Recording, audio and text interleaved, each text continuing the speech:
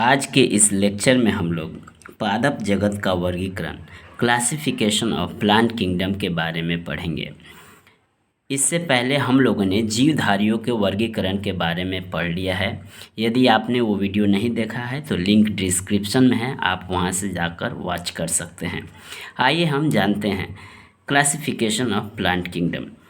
तो पादप जगत को मुख्यतः 3 भागों में बांटा गया है। कौन कौन? थैलोफाइटा, ब्रायोफाइटा और टेरिडोफाइटा। मुख्यतः 3 ही भागों में पादप जगत को मतलब प्लांट किंगडम को बांटा गया है। एक बार और, थैलोफाइटा, ब्रायोफाइटा एंड टेरिडोफाइटा। लेकिन आज के इस वीडियो में हम लोग थैलोफाइटा, ब्रायोफाइटा और टेरिडोफाइटा के बारे में अध्ययन नहीं करेंगे। आज हम करेंगे कवक और लाइकेन के बारे में। कवक भी एक प्रकार का पादप है, मतलब प्लांट है, और लाइकेन भी एक प्रकार का पादप है। तो कवक को इंग्लिश में फंजाई या फंगी बोलते हैं और लाइकेन को लाइकेंसी कहते हैं। आइए कवक के बारे में जानते हैं। कवक सबसे पहले नो क्लोरोफिल, मतलब कवक में पर्णहरित नहीं होता है। क्लोरोफिल नहीं होने के कारण क्या होता है कि ये हरे नहीं हो पाते हैं। और नो फोटोसिंथेसिस, नो फोटोसिंथेसिस का मतलब हुआ प्रकाश संश्लेषण की क्रिया नहीं होती है। जब क्लोरोफिल नहीं है तो फोटोसिंथेसिस भी नहीं हो पाएगा, मतलब जब पर्णहरित नहीं है तो प्रकाश संश्लेषण की क्रिया भी नहीं हो पाएगी। और जब प्रकाश संश्लेषण की क्रिया नहीं हो पाएगी तो ये अपना भोजन नहीं बना पाएंगे, इसलिए इन्हें हेटेरोट्रोपिक या परपोषी कहा जाता है। परपोषी उसे कहते हैं जो अपना भोजन स्वयं नहीं बनाते हैं लेकिन अपने भोजन के लिए दूसरों पे आश्रित रहते हैं, जैसे ह्यूमन बीइंग हो गए और एनिमल्स और ह्यूमन बींग्स। ये सब क्या है? परपोषी हैं, क्योंकि ये अपना भोजन स्वयं नहीं बनाते हैं लेकिन अपना भोजन के लिए दूसरों पे मतलब पेड़ पौधे पे या जीव जंतुओं पे आश्रित रहते हैं। उन्हें हम क्या कहते हैं? हेटेरोट्रोपिक कहते हैं या परपोषी कहते हैं। जो परपोषी है, जो कवक है, कवक कैसा है? तो कवक एक परपोषी है। इस बात को आप याद रखिएगा, ये सवाल पूछा गया है कि कवक क्या है। कवक एक परपोषी है, हेटेरोट्रोपिक है। इंग्लिश में भी आप याद रखिएगा क्योंकि इंग्लिश में भी पूछे जाने की संभावना है, हेटेरोट्रोपिक। अब हेटेरोट्रोपिक 2 प्रकार के हो सकते हैं। एक होता है सैप्रोफाइटिक या इसको डिकम्पोजर भी बोलते हैं। सैप्रोफाइटिक को हिंदी में बोलते हैं मृतोपजीवी। और दूसरा होता है पैरासाइट्स, पैरासाइट्स को हिंदी में बोलते हैं परजीवी। मृतोपजीवी किसे कहते हैं? मृतोपजीवी वैसा जीव जंतु या पेड़ पौधा या पादप जो सड़ा गला या मृत सरल अकार्बनिक पदार्थ को निम्नीकृत करता है तथा उसी को अपना भोजन के रूप में ग्रहण करता है। सड़ा गला या मृत पदार्थ को, उसे क्या कहते हैं? मृतोपजीवी कहते हैं। परजीवी किसे कहते हैं? तो वैसा जीव जंतु या पेड़ पौधा जो जंतुओं और पौधों के जीवित ऊतकों से भोजन प्राप्त करते हैं। मतलब परजीवी किसे कहते हैं? जो जीवित पेड़ पौधे के ऊतकों से अपना भोजन प्राप्त करते हैं, उन्हें क्या कहते हैं? परजीवी कहते हैं। आइए उदाहरण देखते हैं। उदाहरण के क्योंकि हम लोग कवक के संदर्भ में सीख रहे हैं, इसलिए कवक का उदाहरण देखेंगे और इस उदाहरण से बहुत बार क्वेश्चंस पूछे गए हैं। कवक का उदाहरण जो मृतोपजीवी है उसका उदाहरण क्या क्या है आप नाम याद रख लीजिएगा। Rhizopus, Mucor, Penicillium, Agaricus. Agaricus को मशरूम भी कहा जाता है। फिर से राइजोपस, म्यूकर, पेनिसिलियम, एगारिकस, ये हैं मृतोपजीवी के उदाहरण जो कवक के अंतर्गत आते हैं। फिर अब आते हैं परजीवी के उदाहरण जो कवक के अंतर्गत आते हैं। Puccinia, Ustilago and Albugo. Puccinia, Ustilago and Albugo. आइए हम आगे बढ़ते हैं। सबसे मुख्य बात ये जानना हमें ज़रूरी है कि सेल वाल, जो कवक का जो सेल वाल मतलब कोशिका भित्ति बोलते हैं, सेल वाल को हिंदी में बोलते हैं कोशिका भित्ति, ये किस चीज़ का बना होता है? तो एक काइटिन का बना होता है। हिंदी में भी इसको काइटिन ही बोलते हैं। काइटिन किसका बना होता है? तो काइटिन का। जो कोशिका भित्ति होता है, कवक का कोशिका भित्ति, ये सवाल पूछा गया है कि कवक का कोशिका भित्ति किस चीज़ का बना होता है? तो काइटिन का। लेकिन यदि आप देखेंगे जो पेड़ पौधे हैं, पेड़ पौधे मतलब साधारण पादप का जो कोशिका भित्ति होता है वो किस चीज़ का बना होता है, तो वो सेल्यूलोज का बना होता है, सेल्यूलोज का बना होता है। लेकिन यदि कवक के बारे में बात किया जाए तो कवक का कोशिका भित्ति जो सेल वाल है वो काइटिन का बना होता है। मोस्ट इम्पोर्टेंट, इसको आप याद रख लीजिएगा। और जो कवक होते हैं वो अपना फूड रिजर्व मतलब भोजन संचित किस फॉर्म में करते हैं, तो ग्लाइकोजन एंड ऑयल के रूप में अपना भोजन को संचित करते हैं। जो कवक होते हैं वो यूकैरियोटिक ऑर्गेनिज्म मतलब यूकैरियोटिक सेल इनमें पाया जाता है, यूकैरियोटिक कोशिका के बने होते हैं। दो प्रकार की कोशिका होती है, यूकैरियोटिक एंड प्रोकैरियोटिक। यूकैरियोटिक और प्रोकैरियोटिक कोशिका में यही अंतर है कि यूकैरियोटिक कोशिका में जो केंद्रक होता है वो विकसित केंद्रक होता है, लेकिन प्रोकैरियोटिक कोशिका में विकसित केंद्रक नहीं होता है। तो यदि क्वेश्चन पूछा जाएगा कि कवक का कोशिका कैसा होता है, तो यूकैरियोटिक कोशिका के बने होते हैं। आइए हम आगे चलते हैं और आगे और भी बातों को देखेंगे। फिर देखते हैं कि जो कवक है वो कहाँ कहाँ पाए जाते हैं और उन्हें किन किन नामों से जाना जाता है। जैसे क्रोपोफिलस कवक जो कहाँ पाए जाते हैं, ऑन काऊ डंग, जो गाय के गोबर पे कवक पाए जाते हैं उन्हें किस नाम से जाना जाता है। जो गाय के गोबर, गाय या गोबर पे, गाय जरूरी नहीं है लेकिन गोबर, जो कवक गोबर पे पाए जाते हैं उन्हें किस नाम से जाना जाता है, तो क्रोपोफिलस के नाम से जाना जाता है। इस बात को आप याद रखिएगा क्योंकि ये एग्जाम में पूछा गया है। फिर आता है जाइलोफाइटस ऐसा कवक जो वुड मतलब लकड़ी पे पाया जाता है। कहाँ पाया जाता है, लकड़ी पे पाया जाता है, उसको बोलते हैं जाइलोफाइटस। फिर आता है माइकोरिजा कहाँ पाया जाता है, तो रूट्स ऑफ ट्रीज मतलब पेड़ के जड़ों में, पेड़ पौधों के जड़ों में पाए जाने वाला कवक को किस नाम से जानते हैं, माइकोरिजा। और ये माइकोरिजा क्या है, एक प्रकार का सहजीवी है। किसके बीच में, कवक और शैवाल के बीच में, जो कहाँ पाए जाते हैं, पेड़ों के जड़ों में पाए जाते हैं। एक बार और, क्रोपोफिलस किसे कहते हैं, तो गोबर पे पाए जाने वाले कवक को क्रोपोफिलस के नाम से जाना जाता है। जाइलोफाइटस लकड़ी पे पाए जाने वाले कवक को जाइलोफाइटस के नाम से जाना जाता है।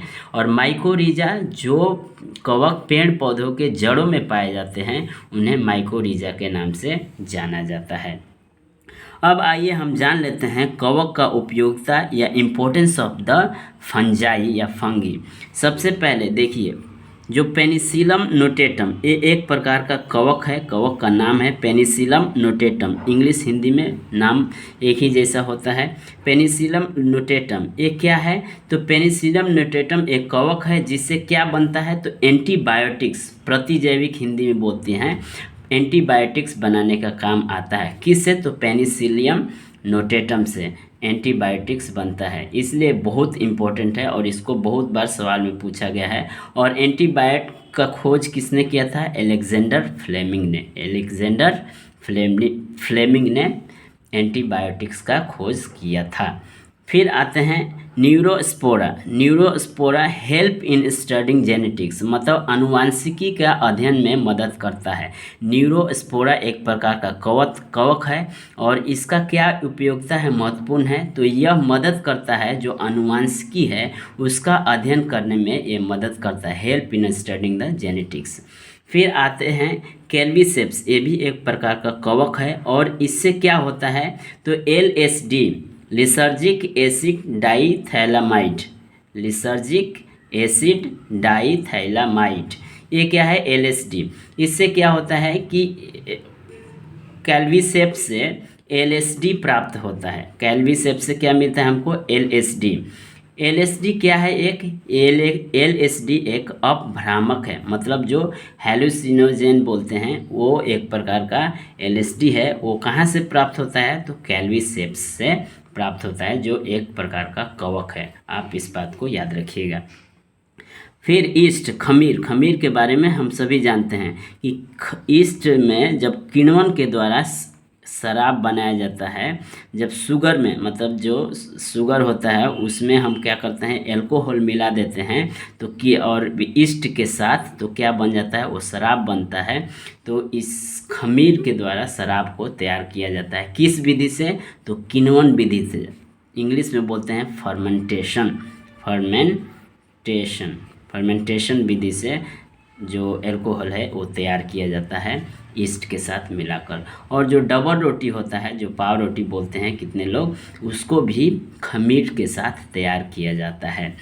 आइए और कुछ जो कॉमन हमारे हैं उनके नाम, जो कॉमन कवक है उनको किन किन नामों से जाना जाता है उनके बारे में जानते हैं। जैसे मशरूम को हम अगैरिकस भी बोलते हैं। देखिएगा ये सब सवाल पूछा गया है और जब हम लोग मॉक टेस्ट लगाएंगे उस समय आपको पता चलेगा कि हाँ वाकई में ये सब सवाल पूछे गए हैं। मशरूम को हम अगैरिकस के नाम से भी जानते हैं। ईस्ट, जिसको हिंदी में खमीर बोलते हैं, इंग्लिश में ईस्ट के नाम से जानते हैं। और ब्रेड मोल्ड, जो ब्रेड पे मोल्ड होता है उसको हम किस नाम से जानते हैं, राइजोपस के नाम से भी जानते हैं। ये 3 बातें आप ज़रूर याद रखिएगा। आइए आगे बढ़ते हैं और समझते हैं कि फंजाई आर कॉस्मोपॉलिटन।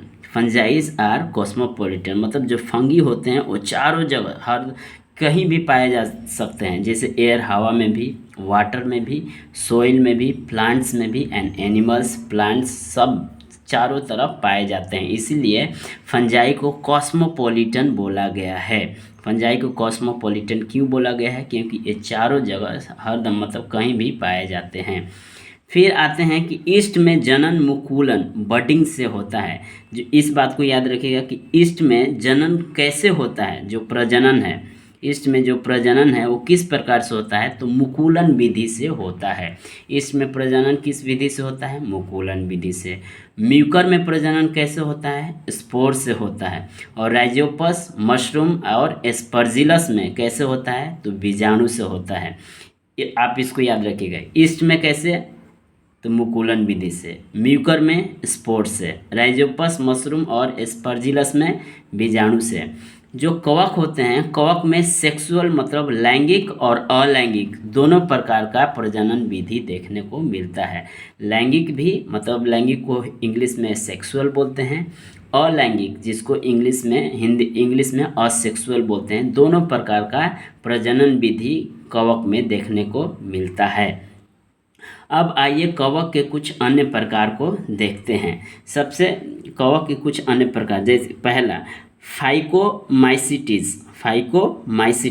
फाइकोमाइसिटिस एक प्रकार का कवक है। कैसा कवक है, शैवाल और कवक दोनों के साथ मिला हुआ एक कवक है, शैवाल और कवक। और ये किस लिए जाना जाता है, तो अपने विशिष्ट प्रजनन तंत्र के लिए फाइकोमाइसिटिस को जाना जाता है। दूसरा है बैसिडियोमाइसिटिस, अपूर्ण कवक। इसको क्या बोलते हैं, अपूर्ण कवक के नाम से भी जाना जाता है और इसमें अलैंगिक जनन होता है, बैसिडियोमाइसिटिस। केवल नाम याद रखिएगा और जितना लिखा गया, क्योंकि इसी से सवाल आपका हो जाएगा। फिर ड्यूट्रोमाइसिटिस मतलब इसको भी अपूर्ण कवक, 2 अपूर्ण कवक आप याद रखिएगा, अपूर्ण कवक, और यह खाद्य संदूषक के रूप में जाना जाता है। और एस्कोमाइसिटिस को थैलिक कवक भी कहा जाता है। ये हो गया, हम लोग कवक के बारे में इतना सारी बातों को सीख चुके हैं और इन्हीं जितना भी टॉपिक्स मैं पढ़ाया हूँ, बताया हूँ, इन्हीं टॉपिक से आपका सवाल बनेगा। आइए हम लाइकेंस के बारे में आगे पढ़ते हैं। लाइकेंस क्या है, तो एक प्रकार का थैलाफाइटा का वनस्पति, थैलाफाइटा प्रकार का। थैलाफाइटा क्या है, इसके बारे में पढ़ेंगे, थैलाफाइटा के बारे में हम लोग पढ़ेंगे। तो थैलाफाइटा प्रकार का एक वनस्पति है जो कैसे बनता है, तो शैवाल और कवक के सहजीवी से बनता है। जो लाइकेन है ये कैसे बनते हैं, तो शैवाल और कवक के सहजीवी से बनते हैं। आइए हम समझेंगे एक एक करके सारी बातों को। जैसे लाइकन, यह एक सहजीवी है, मतलब इट इज़ एन सिम्बायोसिस। सहजीवी का मतलब होता है कि जब 2 जंतु या पादप हो गए या जो जंतु हो गए एक दूसरों के साथ सहसंबंधी बनाए हैं और एक दूसरे को फायदा पहुंचा रहे हैं, उसी को हम बोलते हैं सहजीवी। तो लाइकेन सहजीवी कैसे है, तो देखिए शैवाल और कवक का बीच का जो कड़ी है वो लाइकन मतलब थैलोफाइटा प्रकार का वनस्पति है, हम लोगों ने जाना है। और शैवाल और कवक के बीच का मतलब सहजीवी है। किसके बीच का, शैवाल और कवक के बीच का एक सहजीवी है। तो शैवाल और कवक के बीच के सहजीवी को किस नाम से जाना जाता है, तो हेलोटिज्म के नाम से जाना जाता है। इस बात को आप याद रखिएगा, एक क्वेश्चन पूछा गया है कि शैवाल और कवक के बीच के सहजीवी संबंध को किस नाम से जाना जाता है, तो इसे हेलोटिज्म के नाम से जाना जाता है। फिर आते हैं, देखिए कवक और शैवाल कैसे एक दूसरे के सहजीवी हैं, मतलब एक दूसरे को कैसे फायदा पहुंचाते हैं, इसी को तो सहजीवी कहते हैं, सिम्बायोसिस इंग्लिश में कहते हैं। तो कवक क्या काम करता है, जल, खनिज और विटामिन शैवाल को देता है। कवक क्या काम करेगा, जमीन से जल, खनिज, विटामिन लेकर किसको देगा, तो शैवाल को देगा। और शैवाल इसके बदले में क्या करता है, शैवाल इसके बदले में कवक को क्या करता है, प्रकाश संश्लेषण द्वारा कार्बोहाइड्रेट बनाकर किसको देगा, कवक को देगा। तो इसीलिए बोलते हैं कि कवक और शैवाल एक दूसरे के सहजीवी हैं, और सहजीवी से क्या होता है, तो लाइकेन बनता है। ओके, इतना बात हम लोग समझ गए। अब लाइकेन के जो सदस्य होते हैं, अगर वे शैवाल के सदस्य हैं, लाइकेन के जो ग्रुप हैं शैवाल के साथ हैं, एल्गे ग्रुप ऑफ लाइकेन, इनको बोला जाता है फाइकोबायंट। मतलब जो लाइकेन है वो शैवाल के सदस्य से आ रहे हैं यदि, तो उन्हें क्या कहेंगे, फाइकोबायंट। लेकिन यदि लाइकेन्स फंगी मतलब कवक के ग्रुप से आ रहे हैं तो उनको बोलेंगे माइकोबायंट। माइकोबायंट एंड फाइकोबायंट में अंतर आप समझ लीजिए। यदि शैवाल के ग्रुप से लाइकेन आ रहे हैं तो उसे क्या कहेंगे, फाइकोबायंट। यदि कवक के ग्रुप से आ रहे हैं तो उन्हें कहेंगे माइकोबायंट। ओके, आगे बढ़ते हैं। फिर लाइकेन जो हैं वो कहाँ कहाँ मिल सकते हैं, तो ये नम भूमि पे, पेड़ों की छाल पे, चट्टानों पे ये पाए जाते हैं, और भी जगह पाए जाते हैं, लेकिन इतना विशेषकर आप याद रखिएगा कि नम भूमि पे, पेड़ों की छाल पे, चट्टानों पे लाइकेन्स पाए जाते हैं। अब देखिए जहाँ जहाँ पाए जाते हैं उन्हें उनके नाम से जाना जाता है। जैसे कार्टिकोल्स जो लाइकेन है, कार्टिकोल्स पेड़ों की छाल पे यदि पाए जाते हैं, पेड़ों की छाल पे पाए जाने वाले लाइकेन को किस नाम से जाना जाता है, तो कार्टिकोल्स के नाम से जाना जाता है। मोस्ट इम्पोर्टेंट, आप इसे याद रखिएगा। सैक्सिकोल्स चट्टानों पे पाए जाने वाले लाइकेन को क्या कहते हैं, सैक्सिकोल्स। लिग्निकोल्स किससे कहते हैं, जो पेड़ों पे पाए जाते हैं। देखिए कॉर्टिकोल्स पेड़ों के छाल पे और लिग्निकोल्स पेड़ों पर पाए जाने वाले लाइकेन को लिग्निकोल्स कहते हैं। टेरिकोलस मिट्टी पर पाए जाने वाले लाइकेन को टेरिकोलस कहते हैं। मिट्टी पे पाए जाने वाले लाइकेन को क्या कहते हैं, टेरिकोलस कहते हैं। एक बार और रिपीट करेंगे, कार्टिकोलस पेड़ों की छाल पे पाए जाने वाले लाइकेन, सैक्सिकोलस चट्टानों पर पाए जाने वाले लाइकेन, लिग्निकोलस पेड़ों पर पाए जाने वाले लाइकेन, और टेरिकोलस मिट्टी पर पाए जाने वाले लाइकेन। अब लाइकेन 3 प्रकार के होते हैं, लाइकेन ऑफ 3 टाइप्स। कौन कौन, क्रस्टोज, वैसे लाइकेन जो चपटे होते हैं उन्हें क्रस्टोज के नाम से जाना जाता है। क्रस्टोज जो चपटे होते हैं उन्हें किस नाम से जाना जाता है, क्रस्टोज के नाम से जाना जाता है। दूसरा है फेलियोज, जो पत्ती के आकार के होते हैं उन्हें फेलियोज के नाम से जाना जाता है। और तीसरा है फ्रूटिकोज जो झाड़ी के समान होते हैं, झाड़ी के जैसा होते हैं। तो ये 3 प्रकार के लाइकेन पाए जाते हैं। फिर से, क्रस्टोज जो चपटे आकार के होते हैं, फेलियोज जो पत्ती के आकार के होते हैं, जो पेड़ पौधे की पत्तियां होती है उसके आकार के होते हैं, और फ्रूटिकोज जो झाड़ी के आकार के होते हैं। कुछ बातें और हमें लाइकेन के बारे में जानना है। जो लाइकेन होते हैं वो प्रदूषित, जहाँ पे पोल्यूशन है वहाँ पे उन्हें नहीं उगाया जा सकता है। इसीलिए बोला जाता है कि जो लाइकेन है वे क्या हैं, प्रदूषक सूचकांक हैं, क्योंकि ये जहाँ कहीं भी प्रदूषण रहेगा वहाँ पे लाइकेन नहीं उग सकते हैं। इसको VVI लगा लीजिएगा, क्योंकि ये बहुत बार सवाल में पूछा गया है कि कौन ऐसा पादप है या कौन इनमें से कौन ऐसा है जो प्रदूषित जगहों पे नहीं उग सकता है तो वो है लाइकेन। और लाइकेन से ही जो लिटमस पेपर होता है, लिटमस पत्र, जिससे हम एसिड बेस और साल्ट का पता लगाते हैं, जो अम्ल और क्षार का पता लगाते हैं, तो वो जो लिटमस पेपर होता है वो कहाँ से मिलता है, तो लाइकेन से ही लिटमस पेपर प्राप्त किया जाता है। अब आइए कुछ महत्वपूर्ण जानकारी जो लाइकेन हमारे आम जिंदगी में, आम जीवन में काम आते हैं, उसके बारे में जानते हैं। तो इधर लाइकेन्स का नाम दिया गया है और इधर उनका उपयोगिता दिया गया है। सबसे पहला है परमेलिया सक्साटिलस। परमेलिया सक्साटिलस। परमेलिया सक्साटिलस का काम क्या है? यह एक प्रकार का लाइकेन है और इससे क्या होता है, मिर्गी का दावा बनाने के लिए इसका उपयोगिता है। फिर पेल्टीजेरा। पेल्टीजेरा एक प्रकार का लाइकेन है और इसको हाइड्रोफोबिया के लिए, ट्रीटमेंट के लिए इस्तेमाल किया जाता है। फिर कैलेडोनिया। कैलेडोनिया एक प्रकार का लाइकेन है और इससे क्या होता है, ज्वर का, मतलब जो बुखार ज्वर होता है उसका दवा बनाने के लिए काम आता है। इवार्निया कफ की दवा के लिए काम आता है। तो ये 4 प्रकार का जो लाइकेन बताया हूँ, इसमें बताया गया है, आप इसे याद रखिए क्योंकि इससे सवाल बनता ही बनता है। परमेलिया सक्साटिलस किसके लिए, तो मिर्गी के दवा के लिए। पेल्टीजेरा हाइड्रोफोबिया के लिए। कैल्डोनिया ज्वर की दवा के लिए एंड इवार्निया कफ की दवा के लिए। तो आज हम लोगों ने कवक और लाइकेन के बारे में सीखा। जो कवक और लाइकेन हैं एक प्रकार के पादप ही हैं, लेकिन ये पादप जगत में नहीं आते हैं। आने वाली वीडियो में हम लोग थैलोफाइटा, ब्रायोफाइटा और टेरिडोफाइटा के बारे में सीखेंगे।